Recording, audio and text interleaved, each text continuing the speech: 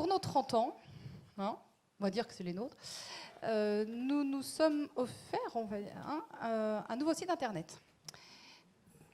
Voilà. Donc, en fait, moi, je participais déjà à la commission promotion sur la création de, j'allais dire l'actuel, mais non, depuis lundi, c'est plus bon, donc de l'ancien, maintenant, site internet. Et à l'époque, on le trouvait extrêmement moderne, extrêmement beau, extrêmement tout ça. Et force est de constater que ces derniers temps, on disait, mais en fait, il fait ringard, quoi, ça va plus du tout, c'est plus d'actualité. Et je remercie ceux qui ont répondu à l'étude qu'on a faite, enfin l'enquête qu'on a faite l'année dernière, pour tant qu'à faire de rénover un peu notre site internet, et bien l'améliorer. Donc on a tenu compte des réponses et on a donc développé. Alors Marie-Laure s'en est énormément chargée, donc elle va vous le présenter. Mais je tiens à vous dire que vous aurez là la réponse à une question que beaucoup d'entre vous m'ont posée. Que devient le bouton en savoir plus ? Eh oui. Donc, il y en a même qui sont allés voir, qui ont su que le site était lancé, qui sont allés voir, tellement c'était insupportable. Vous voyez, c'était vraiment un besoin très profond. Donc, je vous laisse découvrir ce que devient le bouton en savoir plus. Donc, je vous rassure sur le fonctionnement qu'on a mis en place ces dernières années du site internet, où on a habitué tout le monde à aller chercher les documents derrière le fameux bouton savoir plus. Là-dessus, on n'a pas innové sur le fonctionnement. On s'est dit qu'on avait bien éduqué tout le monde et que maintenant c'était rentré dans les us. Donc on a conservé ce fameux bouton savoir plus, mais en lui donnant un look qu'on espère plus convivial, plus moderne, et surtout en le positionnant ailleurs sur le site internet, parce que en bas de la page déroulante, c'est sûr qu'on avait parfois du mal à le trouver. Donc vous avez ici l'essentiel des qualités du nouveau site. Donc une nouvelle identité graphique, un accueil dynamique, des fonctionnalités repensées. Donc on va passer tout de suite à la présentation de la page d'accueil que certains d'entre vous, ceux qui utilisent de façon quotidienne le site Sécal, ont peut-être découvert depuis lundi, puisqu'il a été mis en ligne depuis lundi pour voilà, le tester un petit peu avant le lancement d'aujourd'hui. Donc voilà le haut de la page d'accueil de notre nouveau site. Qui, comme vous voyez, on a essayé. L'ancien était très blanc-bleu. On a essayé d'amener une touche un peu plus chaleureuse en allant un peu vers le bleu orangé cette fois. Et on a réduit le nombre de menus en haut pour que vous puissiez trouver plus facilement les menus qui intéressent les utilisateurs professionnels en fait, qui sont principalement les derniers menus. On a mis en avant tout ce qui est recherche, en mettant et également tout ce qui vous permet pour ceux qui disposent de mots de passe, de vous connecter via vos mots de passe au site internet. Donc on espère que vous, en plus de ce nouveau design qu'on espère chaleureux et convivial, vous aurez aussi plus de facilité à naviguer et à vous connecter sur le site Sécal. Et vous remarquerez d'ailleurs que c'est aussi le nouveau logo. Je rappelle sur tous ceux d'entre vous qui utilisent le logo Sécal qu'il a été modifié. Nous avons perdu les petits traits du logo. Donc voilà. En restant sur cette page, vous pouvez constater aussi qu'on peut accéder, il y a à côté du logo une petite version FR, donc pour français. Si vous cliquez dessus, vous avez le site en anglais, alors que tous les documents qui sont accessibles via le site ne sont pas tous en anglais, mais toutes les pages HTML du site sont en anglais par contre. Une nouveauté également, une page LinkedIn qui est accessible via le site internet, qui vient d'être créée, qui est lancée à l'occasion du site internet aussi. On espère comme ça pouvoir vous faire suivre nos actualités de façon plus dynamique. Non, alors là, en plus, on va vous demander de l'aide. Merci à ceux qui le veulent quand même, on ne va pas vous forcer non plus, mais ce serait bien de vous connecter au niveau LinkedIn parce que ça nous fera monter et reconnaître un peu plus. Et donc, vous avez déjà un certain nombre d'actualités qui sont passées par ce biais. Donc, en parlant d'actualité, on met à l'honneur les actualités de Sécal en leur dédiant un espace, voilà, qui sera mis à jour régulièrement. On met à l'honneur aussi le calendrier de nos réunions, parce qu'en fait, on en a beaucoup. Et auparavant, cet agenda des réunions était caché et quasiment inaccessible, en tout cas uniquement aux initiés. Donc voilà, maintenant vous avez le calendrier, notamment par exemple, je pense aux rencontres régionales, qui seront impossibles de les oublier, puisqu'elles seront bien mises en place, bien mises en avant en page d'accueil. Et toujours en page d'accueil, on a mis en avant donc toujours un accès simplifié aux pages sur le marquage, sur l'organisation de ces cales aussi, des commissions, et un accès simplifié à tout ce qui concerne les ressources. Donc par ressources, on entend tous les documents, publications de communication plus ou moins générales ou techniques qui sont à votre disposition pour faire connaître la certification ou préciser des points. Je pense notamment sur le point sûr, la collection technique qu'on a mis en place depuis quelques années, ou la demande de logo. Tout est accessible via cet espace qu'on a appelé ressources.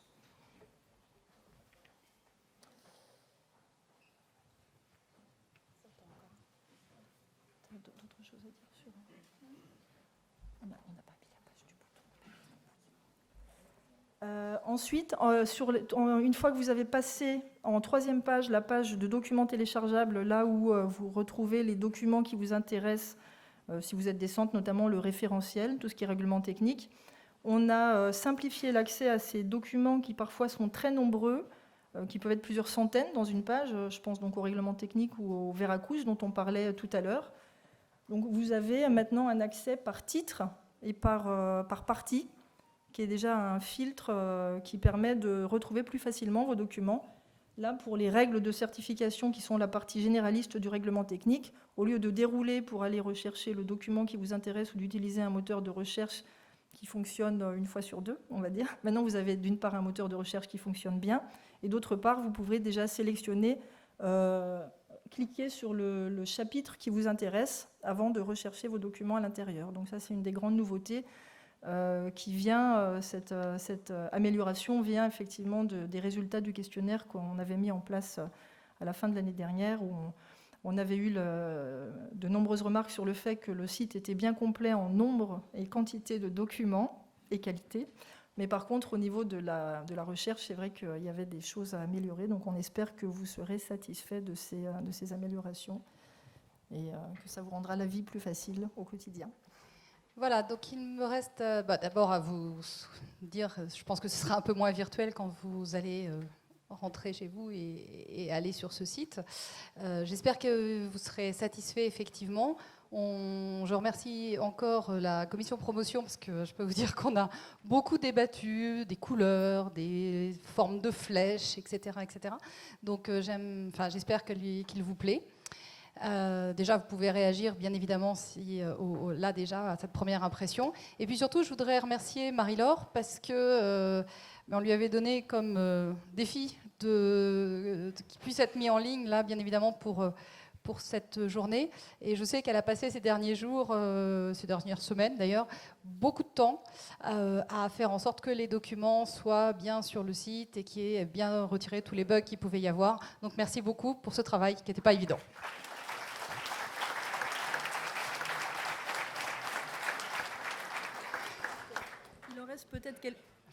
Il reste peut-être quelques petits bugs que vous êtes les bienvenus si vous voulez nous les faire remonter. Voilà. Donc, il nous reste maintenant quand même à fêter l'anniversaire.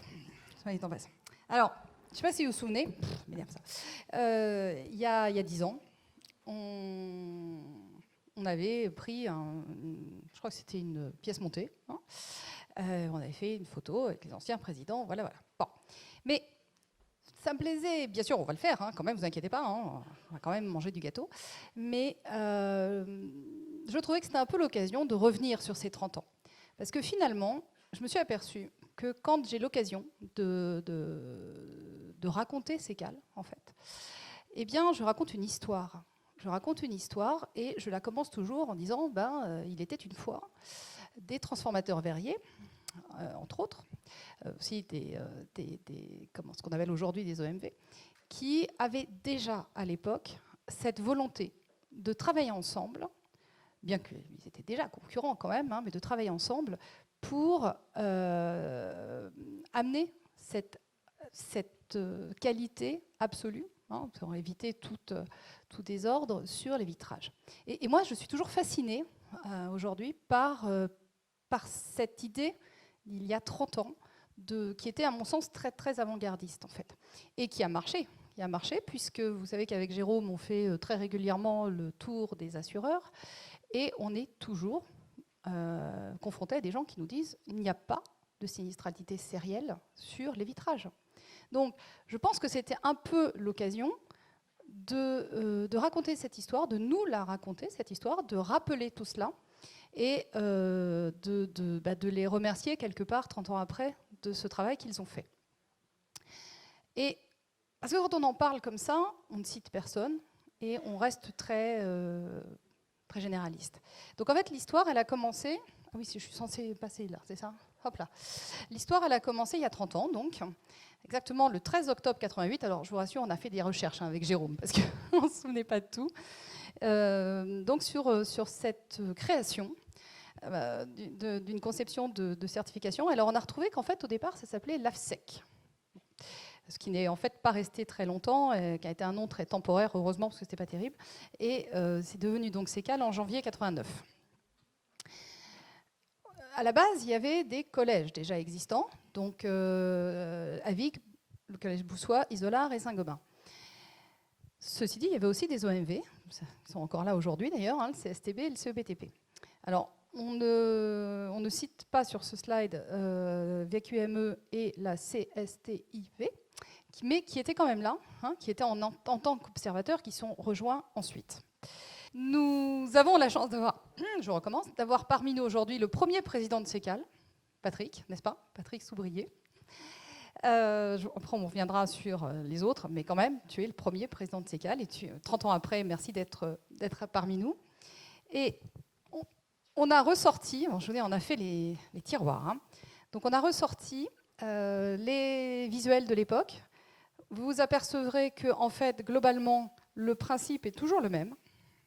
Rien n'a vraiment beaucoup changé. Tout s'est développé, mais rien n'a vraiment changé, en fait. Et nous avons effectivement aujourd'hui plus de centres certifiés, plus de produits.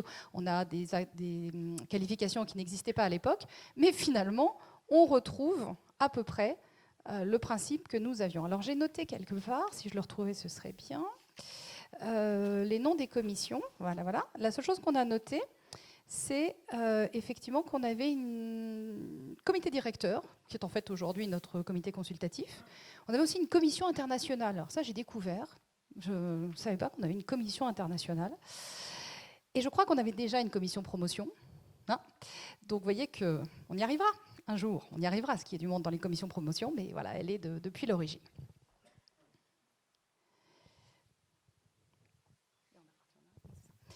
Alors, le timing, donc vous le découvrez ici.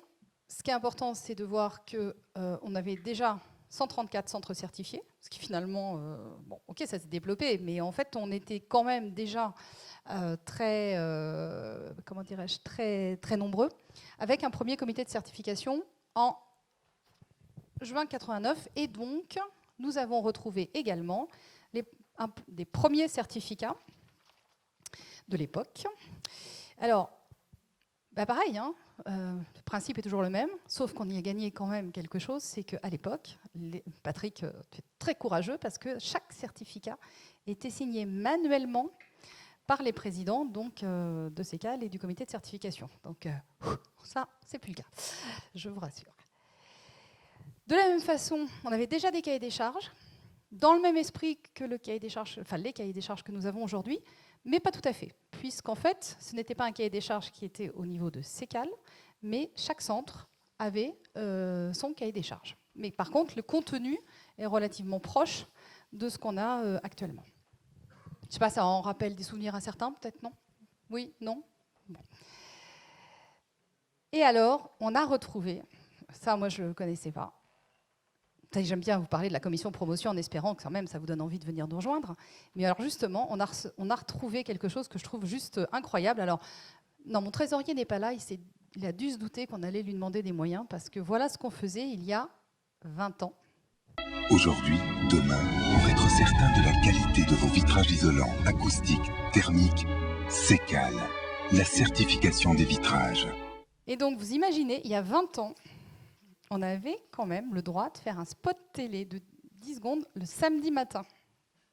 Alors, on a voulu faire aussi quand même un peu mettre des noms sur tout ça. Alors, je suis désolée parce que quelque part, vous êtes tous de la famille CECAL. Mais comment ? Mais donc, on a quand même fait le point sur tous les différents présidents du conseil d'administration et du comité de certification. Alors, ce qui est assez amusant quand on regarde aussi ces slides, c'est qu'on voit qu'on a aussi des familles sécales. Hein. On voit Hubert Deschanets. Alors, je n'ai pas vu Patrick, mais je ne sais pas s'il est là, mais voilà.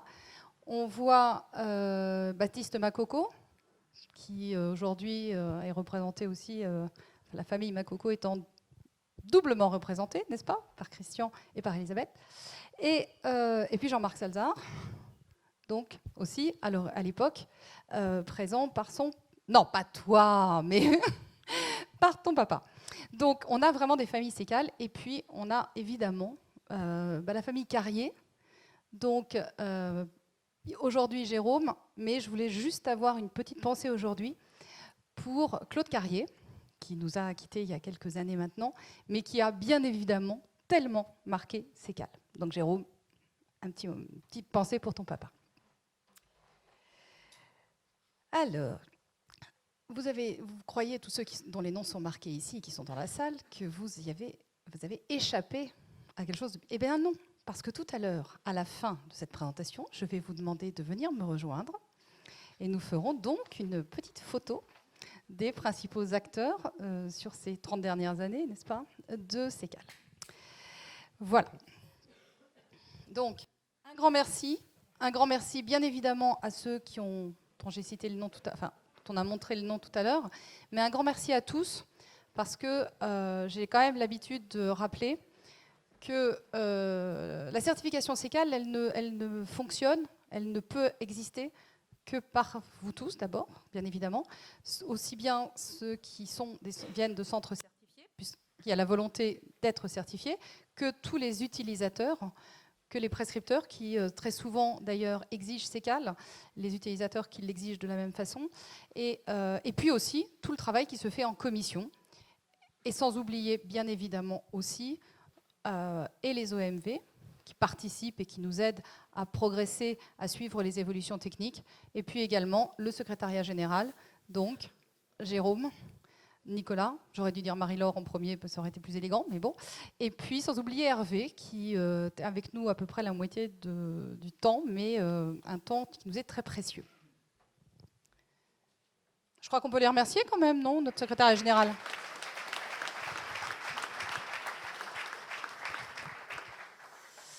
Alors, on a fait il y a 30 ans, on a fait il y a 20 ans, depuis 30 ans, mais dans 30 ans, bon, là, on est quasiment en 2020, hein, donc on a arrondi. Dans 30 ans, ce sera 2050. 2050, partout, on entend que 2050, c'est la neutralité. on entend que ce sera la neutralité carbone. Et donc, je souhaite, je pense, j'espère, que Sécal sera toujours là dans 30 ans. Parce qu'on aura besoin de cette certification, on aura besoin de vous, on aura besoin des vitrages. On l'a vu ô combien par l'agriculture urbaine et par l'intérêt de la lumière naturelle. On aura besoin de cela pour atteindre cet objectif de neutralité carbone. Voilà, donc on a un projet sur 30 ans.